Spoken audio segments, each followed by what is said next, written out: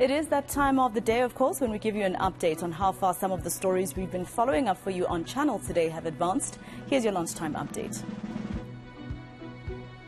Our reporters are out and about, bringing you the latest on today's top stories.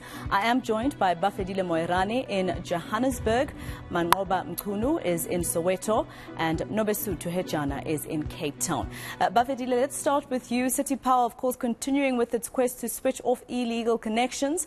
This time, I understand they are in Doornfontein. How has that been going? Well, Maseko, it has been a smooth operation since this morning, but having to be met with confrontation from the businesses that they are targeting. There's one business that we went to, and the lady having to say that she, for 3 years, has been complaining to City Power about the billing system of City Power, and having to say, and also showing us proof that even this past month, I have paid about 16,000 of the electricity bill here. But she is surprised and shocked to say, more often City Power officials are coming to her business. Always her business is part of the list of the businesses that have to be cut off electricity. And for 3 years she has been complaining about that. So now we have moved to another place where actually City Power officials are in fact struggling to get access to this building behind us, and they are still waiting at this point to hear if they cannot get access. But otherwise, if not, they will now have to enforce the power cut by removing the cable until the owner of the building comes to the city center to make arrangements or make the payment. So City Power is saying that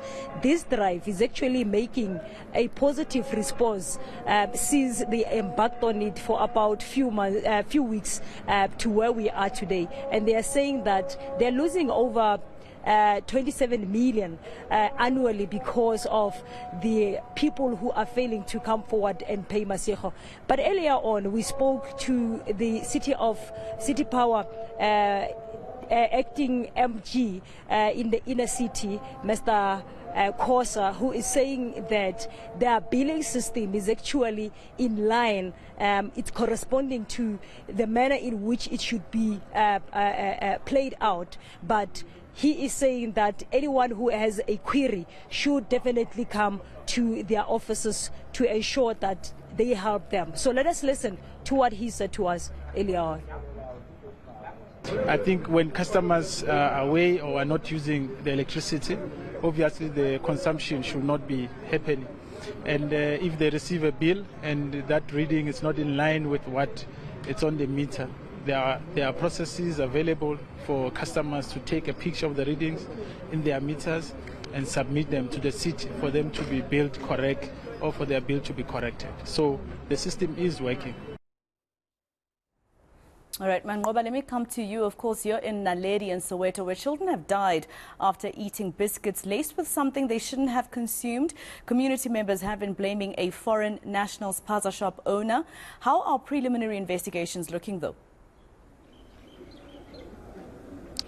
Well, indeed, Maseko. In fact, this is a shop that community members are saying is behind that poisoning that happened on Sunday. And what we understand, Maseko, is that this incident happened in the evening on Sunday when these little children had been complaining of stomach cramps and chest pains, and they then told their parents that they'd eaten these biscuits from this shop. And up until that point, they took them to the hospital, and this is where then the children, two of them, had then died after being taken and rushed to hospital by their family. So what we understand, Maseko, according to the preliminary investigation, and this is from the City of Johannesburg's MMC for Health and Social Development, she says that so far they've been able to establish that the source perhaps of one of the poisoning in one of the children was organosulfate, which basically in language that is used in the townships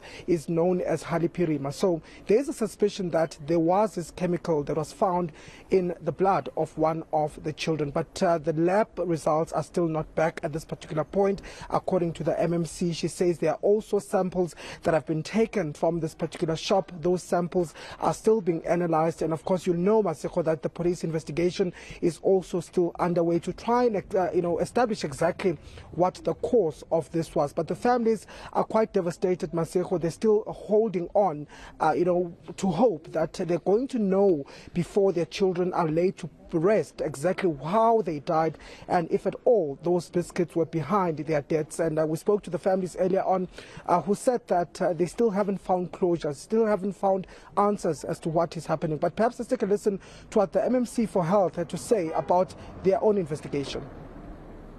As we stand, we have taken samples from the tuck shops to check the exact cause of the death. But with regards to the hospital, we can confirm that one of the children, the result has confirmed that it's organic sulfate poisoning. So the other one, we are still awaiting results, and we haven't yet got our results from the laboratory from the sample that we took from the tuck shop. Remember, with organic phosphate, it might be insecticides. It's used mainly for insecticides, but yeah, like I'm saying, we haven't yet confirmed from this other shop that the biscuit that they actually ate do contain that. So as soon as we do receive the lab results, that's what actually gonna tell us is it that or not. If not, they have run a number of tests which we haven't got the results of. So we will be sure once we really get the result. But at the current moment, with no results, we can't be sure of the exact cause of the death of the two children. Nobesuthu, you've been around 6 communities in Cape Town that are pleading with Eskom to come to their rescue. They say they have questions rather about going without electricity for months now due to electricity theft. How's it looking there? You said in Delft they were still picketing and it looked quite bad with the police Nyala driving around. Well, Maseko, at this stage, we do see that to understand that police have managed to keep the situation calm in this particular area.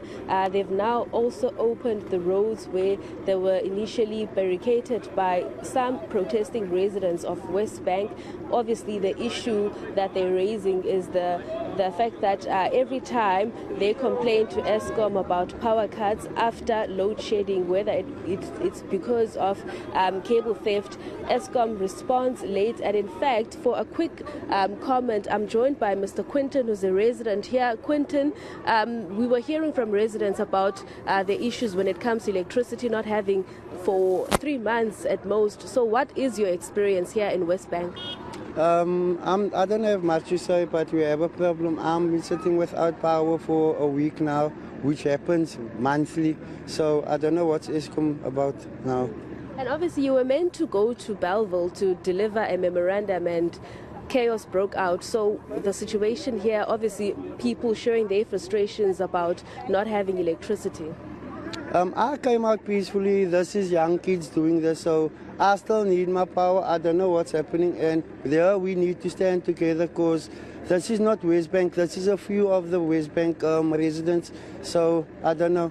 And your ward councillor has left. Did he say what's going to happen next? Because he's the one who arranged for the protest. Well, about the ward councillor, I don't know completely about him, because he don't even live here. We need a ward councillor who is with us and that lives with us. So the ward councillor is out of the issue. I don't stand for him. Thank you very much. Well, Maseko, what Quinton is saying, I mean, it's been some of the frustrations that a lot of people have been also telling us that they don't want to be addressed by Councillor Ephraim Sawant because he doesn't stay in the area. Some even accusing him of making this a political stunt, though they have genuine concerns regarding not having electricity and having issues with Eskom that is not coming to the area and fixing their problems.